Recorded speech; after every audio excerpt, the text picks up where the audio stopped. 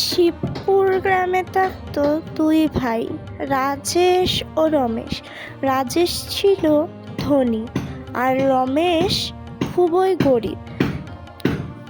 রাজেশ করত স্বাস্থ্যকেন্দ্রে কাজ ও রমেশ করত দিনমজুরের কাজ। রাজেশের স্ত্রী সারাদিন শুধু সাজগোজ নিয়েই থাকতো, রূপচর্চা করত এবং সংসারের কোনো কাজও করতো না। সারাদিন শপিং, মোবাইল এসব নিয়ে ব্যস্ত থাকতো। এই যে শুনছো, আমার কিছু শাড়ি পছন্দ হয়েছে আর মেকআপের জিনিস নেওয়ার আছে। আমি আজ শপিংয়ে যাব, আমাকে 10,000 টাকা দিয়ে কাজে যাও। এই শোনো, আমি কোনো টাকা দিতে পারবো না, অনেক টাকা খরচা করেছো। তোমার কি ধারণা আছে এই মাসে তুমি 50,000 টাকা শেষ করেছো শুধু শপিং আর মেকআপের জিনিস কিনে?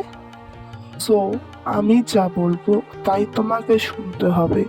আজ কোনো শপিং এ যাওয়া হবে না, আমার অনেক ব্যস্ততা আছে, আমি চলে যাচ্ছি। আজ জমিদার মশাইয়ের বাড়িতে ধানের গোলায় কাজ করালো, সেখানে কাজ করে জমিদার মশাই 100টা টাকা দিল। আমি ভাবছি সেটা দিয়ে কিছু বাজার সদাই করি, আমাকে ব্যাগটা দাও। শোনো, মেয়েটা মাছ পছন্দ করে, আজ আসার সময় একটা মাছ নিয়ে এসো তো। অনেক কাজ আছে, হাতের কাজগুলো সেরে নেই। মা, কোথায় গিয়েছিলে তুমি? সারাদিন শুধু কাজ আর কাজ, একটু রেস্ট তো নিতে পারো। আমি জল আনতে গিয়েছিলাম। বাবা কোথায় গিয়েছে মা? তোমার রান্না কি শেষ হয়েছে? আমাকে খেতে দাও, আমাকে খুব খিদে লেগেছে। এই তো শোনা মা, আমার হাতের সব কাজ শেষ, তোর বাবা আসো, তারপর একসঙ্গে বসে খাব। রমেশ ছোট্ট কুঁড়ে ঘরে থাকলেও সে অনেক সুখী। একদিন গ্রামে ভয়ঙ্কর ঝড় এলো।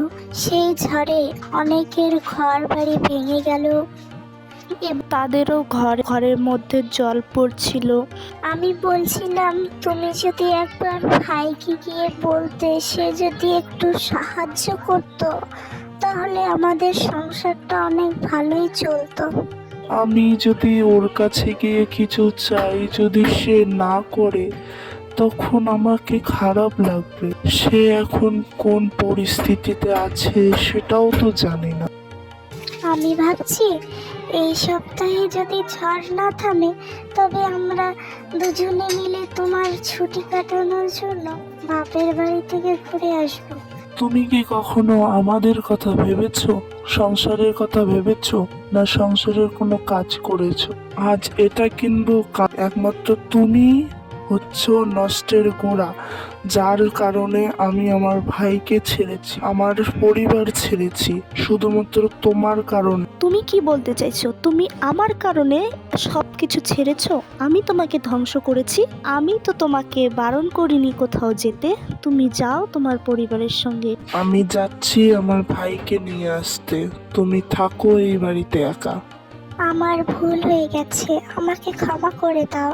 আমি বলছি, দাদাদের এই বাড়িতে নিয়ে আসো, আজ থেকে ওরা এই বাড়িতেই থাকবে। আমি রান্না করে রাখছি। তারপর দুই ভাই একই বাড়িতে থাকতে আরম্ভ করলো এবং মিলেমিশে থাকলো। তারপর রাজেশ রমেশকে একটা কাজ দেখে দিল এবং একই বাড়িতে থাকলো।